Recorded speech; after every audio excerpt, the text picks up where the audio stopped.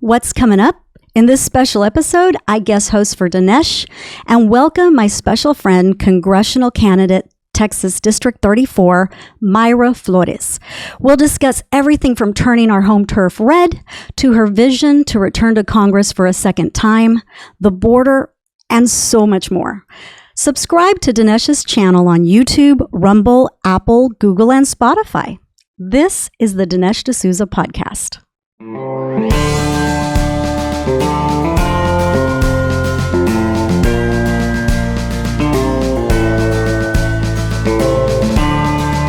America needs this voice. The times are crazy. In a time of confusion, division, and lies, we need a brave voice of reason, understanding, and truth. This is the Dinesh D'Souza podcast.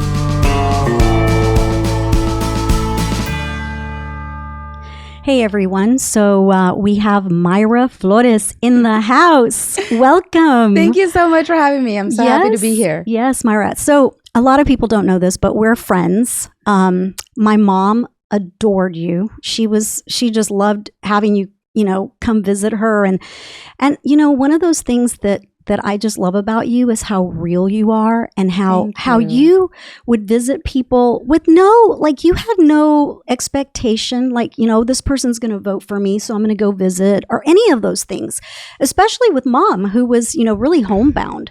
Yeah. But she just loved having you come and visit, and you did that quite often. And in fact, you did it even up until she passed away. And I just want to tell you how much, from the bottom of my heart, I appreciate not only that, but you coming to the funeral and all those things. They mean so much to me, beyond politics, beyond anything, really. And so I just want to thank you for that. No, how much I loved her, and we had a very special connection. You did. And I remember her telling me, I'm adopting you. You're officially my daughter. Oh, yeah. And we're now soul sisters. And I know that she's watching from above, and I'm sure she's saying, oh, look at my two little girls. My two little daughters. Look at them go. Yeah. So we had a very special connection, and you're right, it's beyond politics, and spending time with her and just grounds you. It does. It does, and it just reminded me how special we are, but also how life is so precious and how we need to value life, because sometimes everything just goes by so fast, and we need to focus on the people that we love and not get carried away with everything that's going on in the world, Yeah, agreed. And a lot is going on in the world. It seems like every time we turn around, there's news of the day, Biden actually admitted, that they kicked him out, So what do you think about that? I mean, do you think that, first of all, what do you think of Biden? Well, look, I don't think anything of him. Honestly, I have no hate for him. I actually feel sorry for him. I think it's so sad to see someone who, was served as a senator for so many years and became the president and has become the worst president we've ever had, ever in history. Mm-hmm. I think that it's sad to see someone starting such an amazing career, and what a horrible way to leave the political world, right? So I have I just feel sorry for him. Yeah. I think it's sad that he decided to wait this long, and that he didn't give the voters, those who support the Democrat Party, the right to decide who they wanted to represent their party. And he took that away from them. If he would have early on said, I'm not running for re-election, he would have given them that right to decide. And trust me, they would have not picked Kamala Harris. And they knew that.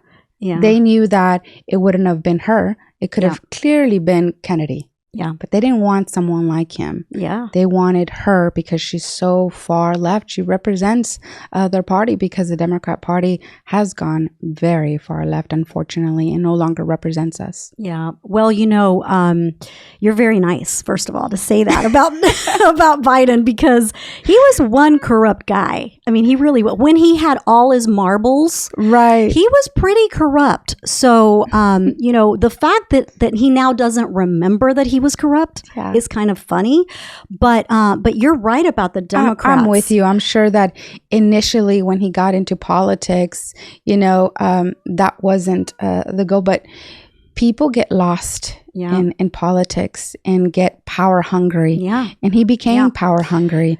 That's exactly what happened. Yeah, you're right. It's sad. He did. He absolutely did. So the other thing, now that Kamala Harris is the candidate, why do you think she hasn't had any interviews? What's her thing? What's her beef? Well, she doesn't have the personality. We all know that. She can't communicate well, and they know that as soon as she has an interview, that the people are going to realize we have realized for a long time, but their base is going to realize, what a failure she's been. And I think that they don't want that. They want this hype to continue. But it'll be over very, very soon.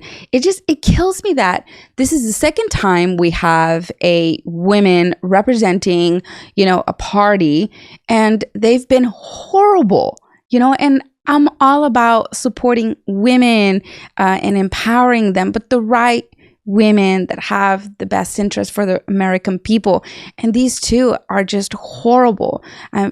She's been our vice president already for the past 3.5 years, and she's done absolutely nothing. Yeah. She's been the border czar. And we'll talk about that in one other segment, because that's a very important thing that they're trying to erase. Absolutely. So what do you think of her running mate, Tim Walz? I mean, what's up with him trying to create this like image of him being a service guy and being decorated and all those things, when in fact he didn't even serve in war, in combat. Right. Why do you think he did that? Well, again, it's just for political gain. Yeah. And people will, switch sides or say whatever it takes just to get people to vote for them. Yeah.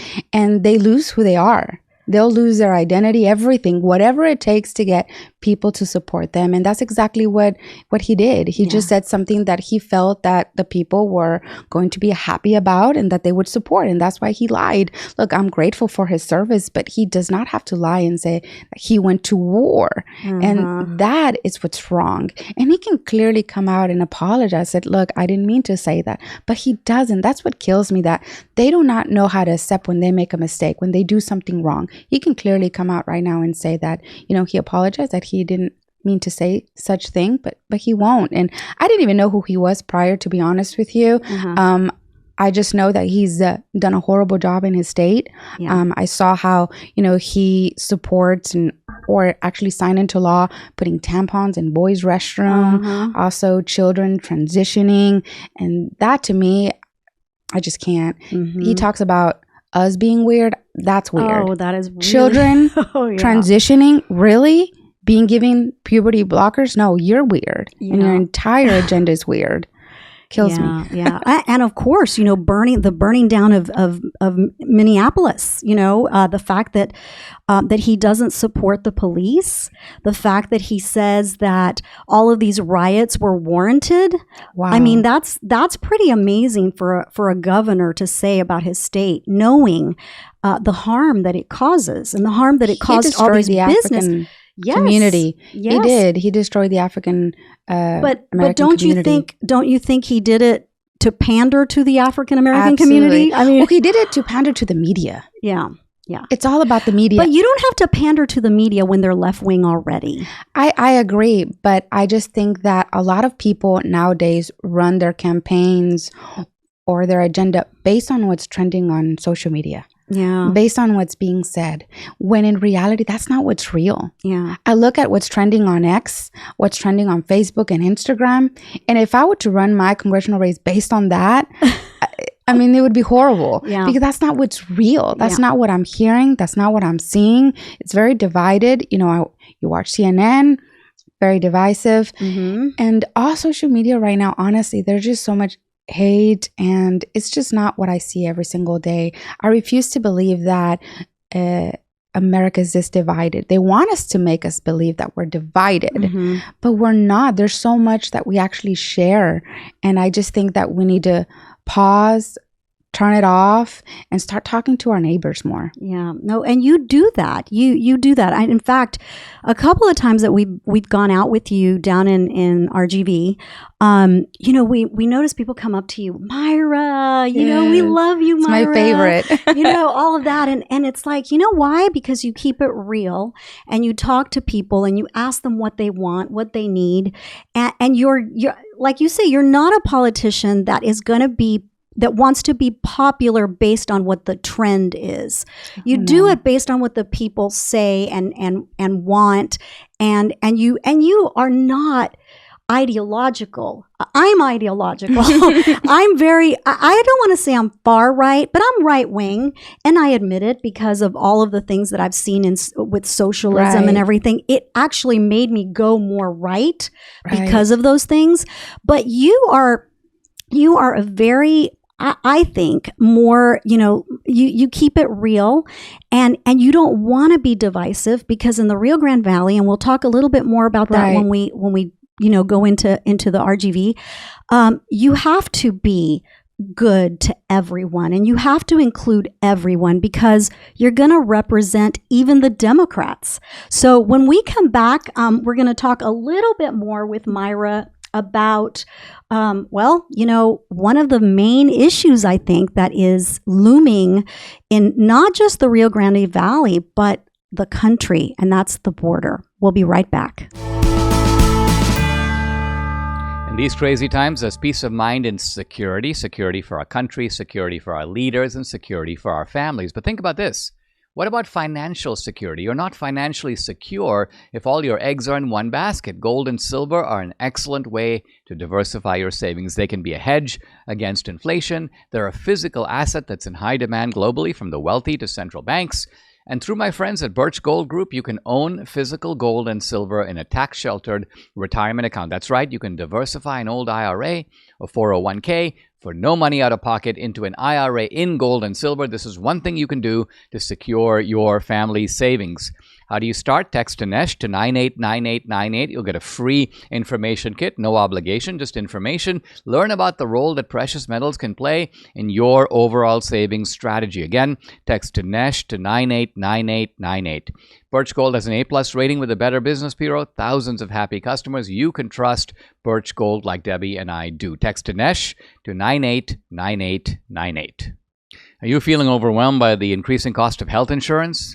Have you had enough of not having control over your healthcare dollars? Introducing Share Right. It's Share, R-I-G-H-T. It's healthcare done the right way. At Share Right, you're not just a number, you're part of a caring community. Forget about paying excessive premiums. With Share Right, you stand to save 30 to 50% compared to health insurance. So think about what you could do with all those savings. But it's more than just savings. Share Right ensures you have access to the care you deserve precisely when you need it, from routine checkups to unexpected emergencies. With Share Right, your healthcare is their top priority. Empower yourself today by taking control of your healthcare costs. Visit shareright.org/Dinesh to learn more. See how much you can save. Visit shareright.org/Dinesh. That's shareright.org/Dinesh for healthcare done the right way.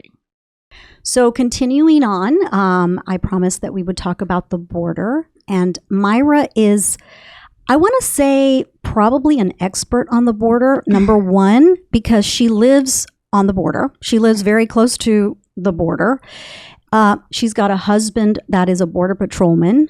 So she experiences this every day. So Myra, what do you think of the border and the fact that it is out of control? Well, it saddens me because we had such a secure border under the Trump administration, one of the safest borders we've ever had. And look, I immigrated to this country. I know exactly why these people are coming here to the United States. This is truly an amazing country. I don't blame them for wanting to come to this country for a better life. I blame this administration. They have put in place the policies that have encouraged them, knowing how dangerous the journey is, to come to this country, and they're set to fail here. And then not only that, we also have very bad people coming into this country, people that are here to commit crimes, to murder and rape our daughters. Why would anyone incentivize illegal immigration? I'm all for immigration. I immigrated here to this country, but we need to incentivize legal immigration. We need to improve the process because, of course, we want people to come to this country, but we want them to come here to work hard, to bless this country, to accomplish the American dream, but we want them to do it the right way. So it saddens me to see this administration that claims they care about immigrants, they claim to care about the American people, they don't care about either. Right. Well, you know what's interesting. I have a cousin that's in Venezuela, and he tells me that word on the street in Venezuela, and I'm sure in most Central America, South America, Mexico, this is the word on the street, and that is that if you can manage to cross the border, the Biden administration will get you a house, will get you a car, will get you money to, for groceries. So why wouldn't someone want to do that if that's the word on the street? Exactly. Imagine if you're in Venezuela under socialism, dictatorship, of course, you're going to risk it all to come here to this country. So again, I do not blame them. I blame this administration who has spent $450 billion in housing and caring of illegal immigrants. And that's not right. It's not right for the American people that have worked so hard. We could be investing this money on our children's education, on healthcare, and so much more. And it's just very frustrating because, like I said, if they actually cared about immigrants, they would secure the border, because this does not help anyone. But it's not our responsibility to help everyone around. We're not the police of the world. We need to prioritize the safety of the American people. And unfortunately, right now, we're not safe. God forbids, another 9/11 happen. But I truly do believe that because of this administration, we have a lot of people already here in the United States, terrorists that are planning an attack against the American people.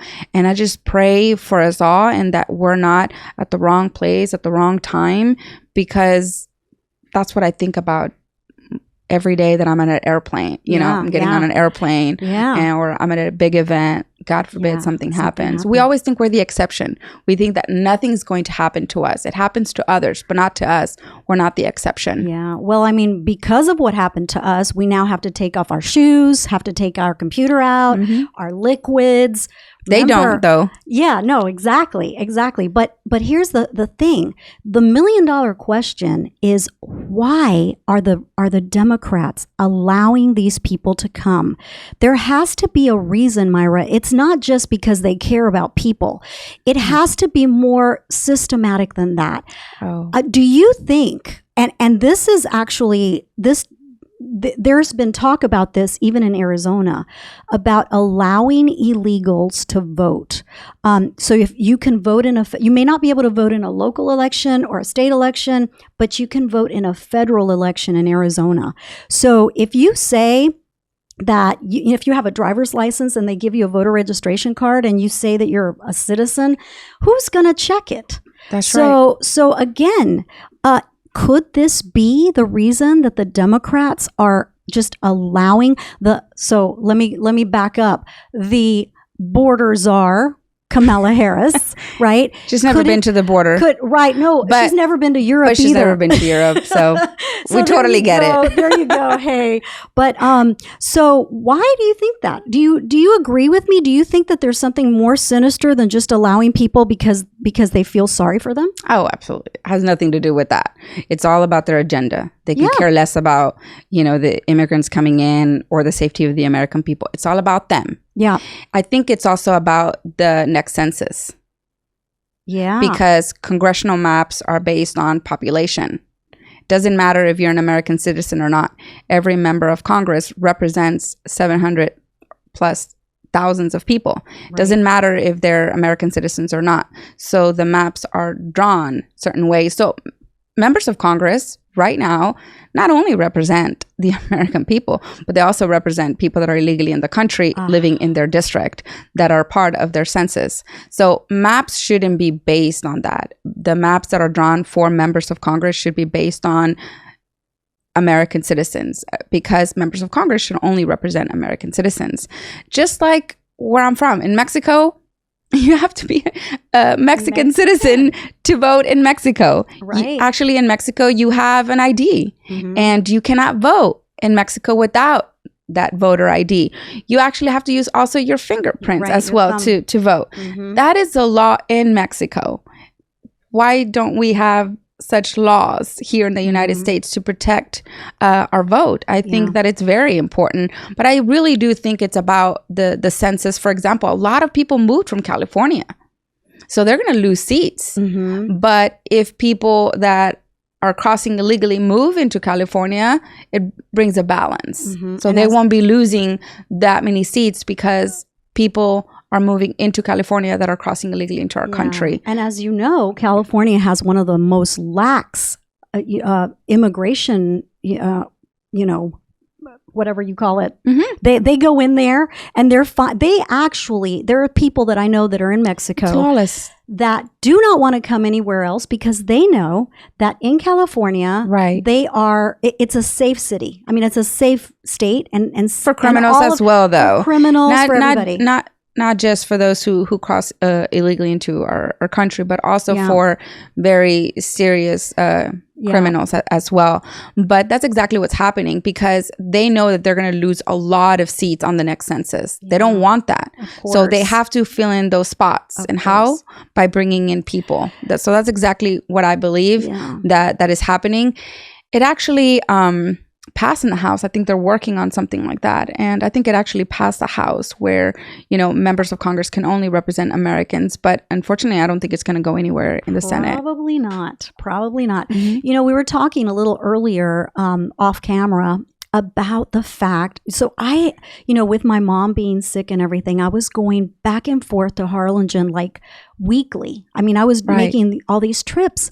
And the one thing I noticed was coming back from Harlingen to Houston, my airplane was probably half full with these young men that were clearly from South America or Mexico. They had backpacks. Military men. They were in groups. Yeah, military age men. They were in groups. They were probably like 5 or 6 together, that kind of thing.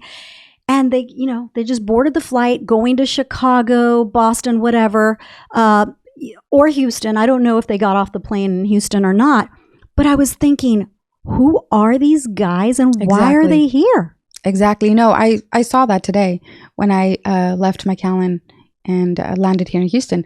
A lot of men, just like the ones you mentioned, flew with me. And yes, those are the people that shouldn't be allowed to come here. They're claiming asylum, and more likely they came in with a child, claiming that it's their child. But they're not with a child when they're board those flights. They just cross. They cross with a child. And then they separate. They no longer need the child anymore.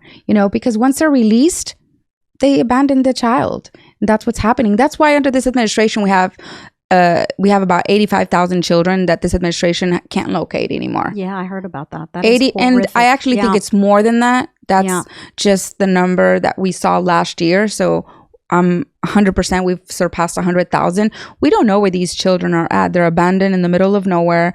They're sent with their so-called sponsors, so-called family members.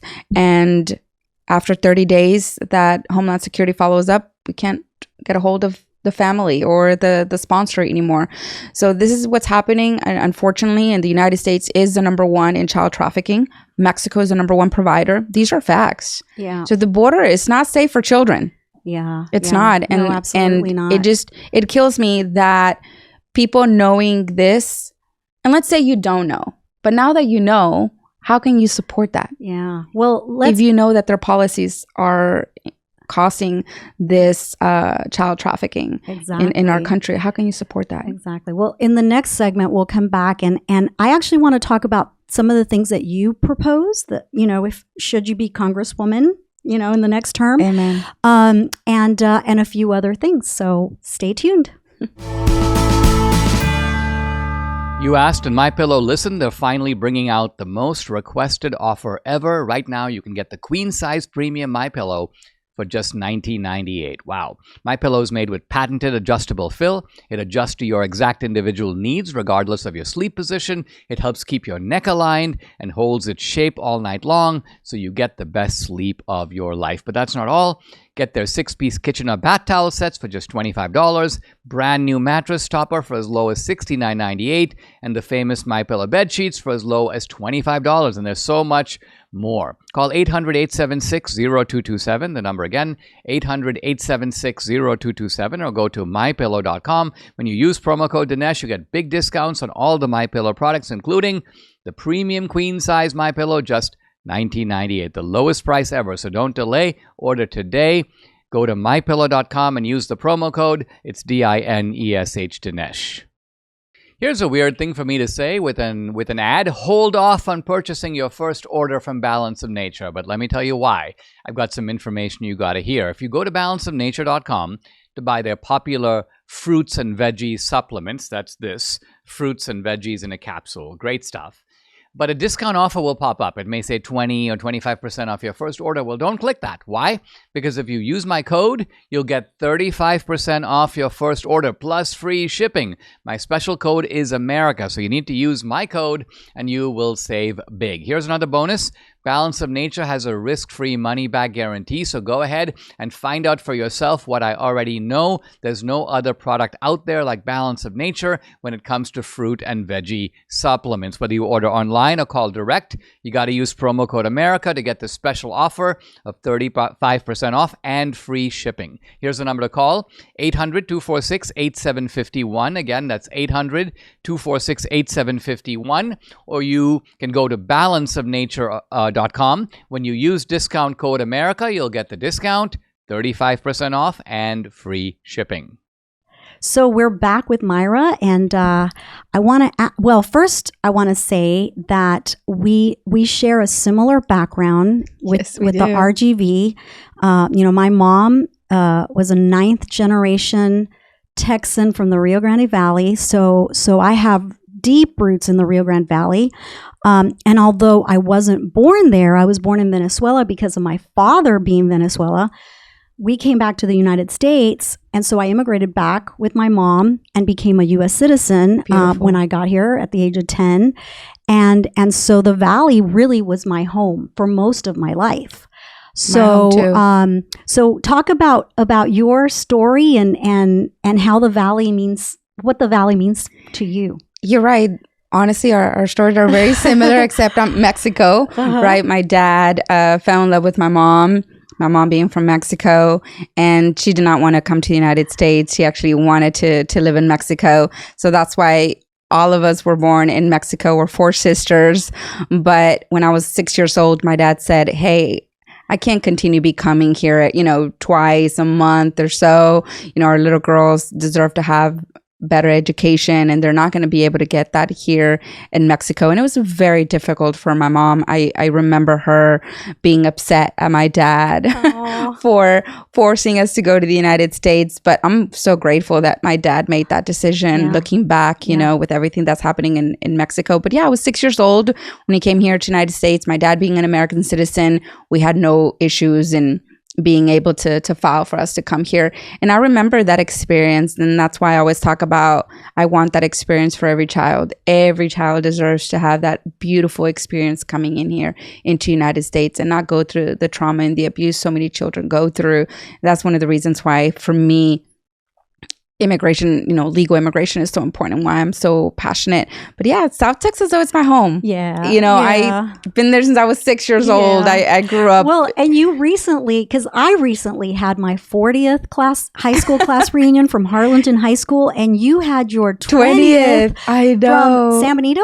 San Benito, so we 2004. Were rivals. Except you were born when I graduated high school. So. I graduated in 2004 from San Benito. And there's a rivalry there, right? Yeah. So, for those of you that don't know where Harlingen is and where San Benito is, it's at the very tip of Texas. So we're at the very bottom part of Texas. That's right. And San Benito and Harlingen were football rivals. Till this day. And they're about 6 minutes away, right? It's about 6 minute drive from Harlingen to San Benito. I mean, it's right there. I think it's like a minute. Depending on where you are. But anyway, so So this is great. So Myra, tell me about what is it that you want to do once you are elected, or for those people that are still on the fence and don't know, should I vote for Myra or should I vote for the other guy? I don't even want to say his name, but you know what I mean. We don't want to give him a platform we don't want he doesn't have. Exactly. So why, Myra, should you tell someone, or what can you tell someone that will convince them that you are the person they are going to vote for on November 5th or early election? Look, I'm one of them. I understand the struggle. I know what it's like to live paycheck to paycheck. I know what it's like to see our loved ones leave South Texas for better opportunities. And I want our children, our grandchildren, to be able to stay in South Texas to accomplish the American dream and bring those good paying jobs. Honestly, for me, it's not even about politics. It's not even about Republican versus, Democrat. I just want to put the well-being of Texas District 34, of South Texas first. I think that we deserve it. We work hard. We're people of strong faith in God, strong family values, very hardworking people. We deserve the best of the best. We deserve Washington to pay attention. For a long time, I felt that no one was listening to the people of South Texas. We were being treated like second class, and we're not second class. We're first class. We're American citizens. And they treated like South Texas wasn't a part of the United States or a part of Texas, Well, Myra, to be fair, being from the Rio Grande Valley, going to elementary school there, middle school, high school, I didn't stay there. Primarily because I didn't see a lot of opportunity there. That's right. And this is, we're talking back in the 80s, late 80s. Hasn't changed much. I was going to say, I go back, and Dinesh thinks it's funny because we go in there and he goes, maybe Myra can have her slogan as, let's bring the Valley back into the 90s. Because he feels like it needs it. It needs to have a little bit more draw, because if you think about it, the weather in the valley is amazing, and the food. The food is amazing. The weather, the food, the culture. So the culture is great, and all those things. And you have the beach right there, South Padre. Beautiful. I grew up in South Padre Island. It was just gorgeous. So, and it's the prettiest beach in Texas. Amen. By far. Okay, by far. That's right. I get that Texas beaches aren't amazing, but this one actually is. It is. It is. Unless you want to talk about that little shark attack thing that happened over the 4th of July weekend. Let's not talk about that. Let's not talk about other than that, it's great. It's great. But so my thinking is, how do we make the Rio Grande Valley attractive for people to come and say, or people that live there, people that grew up there like we did, just say, I'm not going to go to Houston. I'm not going to go to Dallas. I'm not going to leave Texas. I'm going to stay right here. I'm going to start my own business. I want to have that American dream right here in the Rio Grande Valley. How can you tell your constituents that is something that could be, that they can actually reach for? Absolutely. It's all about the policies. At the local level, at the state level, and at the federal level, we need to start supporting small businesses, giving them everything that they need to stay open. Unfortunately, a lot of small businesses cannot stay open because of the lack of support. And that's where we come in supporting small businesses. Unfortunately, under this administration, lots of small businesses have been hurting, have been closing. Actually, 4 years ago, small businesses were thriving. Hispanics were opening more businesses than ever. Also, African Americans in general, the American people were doing so much better and thriving. And that's what I want. It's very simple. I really do think it's really just common sense solutions. And unfortunately, this administration and a lot of our local elected officials, state and federal, have lost that. And I just want to be able to build a strong economy so more of us have more money in our pockets, where we can take care of our children, our families. We can take a vacation that we deserve. Yes, we work very hard, but we should be able to enjoy our money. And I just feel that right now under this administration, we have no money to enjoy life. No. And that is also part of life that we get to enjoy. It's not just about work. And I feel like that's all we do. Yeah. We work, and we forget to enjoy the beauty of this world, of our families. And that's what I just want to go back to. But as you say, though, these families have to work. And some of them have to work 2 or 3 jobs just to keep bread on the table. Because of the cost of living. And we need to bring down the cost of living. We criticize the new generation for not wanting a family. It's not that they don't want a family. They just can't afford it. Yeah. They look at the cost of everything. It's so expensive. Of course they want a child. Of course they want another child, but it's so expensive. So we need to make life affordable. And right now it's so expensive. They can't even dream of buying a house right now, the new generation, because it's so expensive. And we have taken that away from them. And I'm not going to say we, but, the policies from the Democrat Party has taken away you to have an opportunity to ever own a home. Yeah, that is very true. Very, very true, especially for these young Gen Zers and millennials. We have failed these kids, honestly. We criticize them a lot, but I feel that who raised them? Yeah, we did.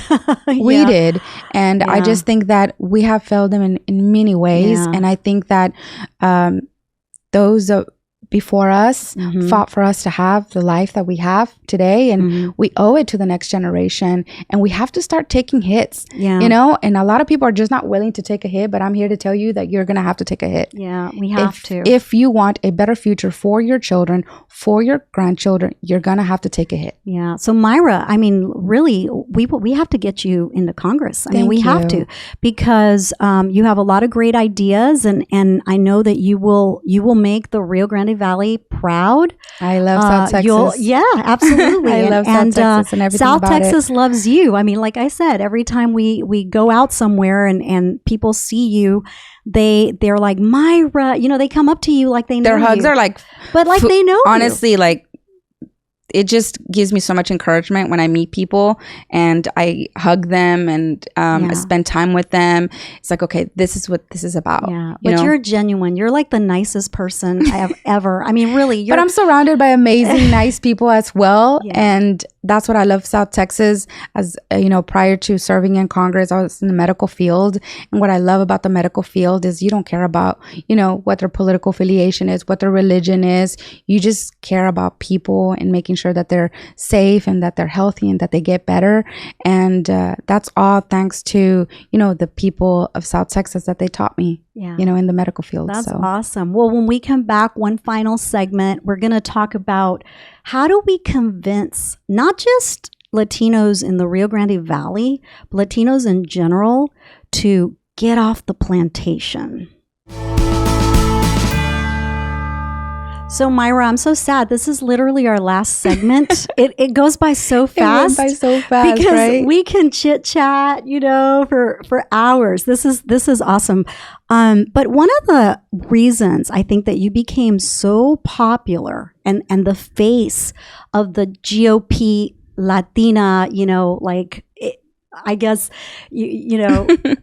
like I don't even know how to describe it, because it's so awesome that we have had this little resurgence, I want to say, right, of the Latina and the Latino GOPer who actually, and let me go back to the Rio Grande Valley. When I was 14 years old, I met Ronald Reagan. He went down to the valley. I remember in 1980. Your mom sharing this story with me. Yeah, my mom telling you about Ronald Reagan and how I came home and I announced that I was a Republican.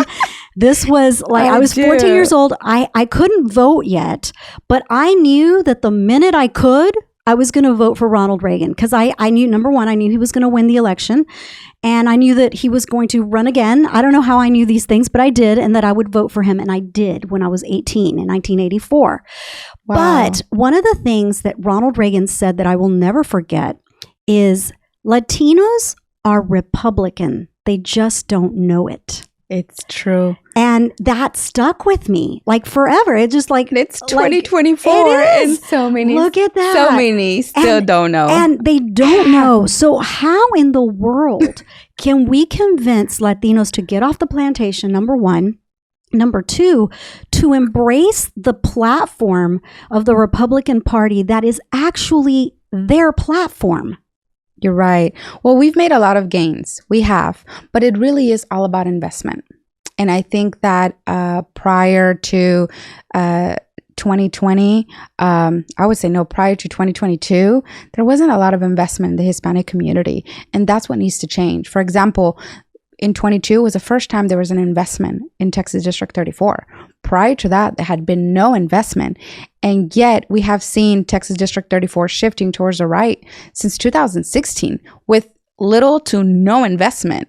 It was all organic. So in 2022 was the first time, being able to play commercials in Spanish and English, being able to do mailers in Spanish and English. And a lot of people told me, why are you doing it in Spanish? Well, if I don't do it, they will. And they'll spread a lot of misinformation. Yeah. And that is one of the reasons why I decided to run, because I just felt that we needed that.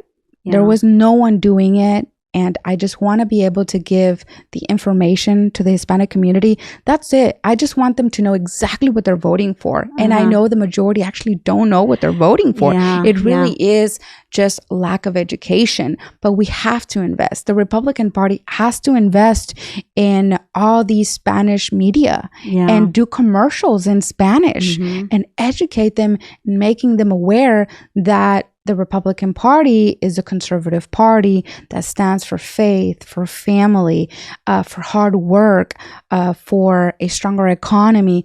All those things that we as Hispanics stand for. It's in our nature. It's in our DNA. It is just who we are. I remember growing up, very conservative, but I remember telling my dad, who should I vote for? And my dad said Barack Obama. And what did I do? I'm sorry. I went to go vote for Barack Obama. Oh, no, and in 2010, I remember a family member coming up to me and said, Myra, do you actually know what you're voting for? Like, do you know what the parties actually stand for? And she said, can you do some research and come back to me?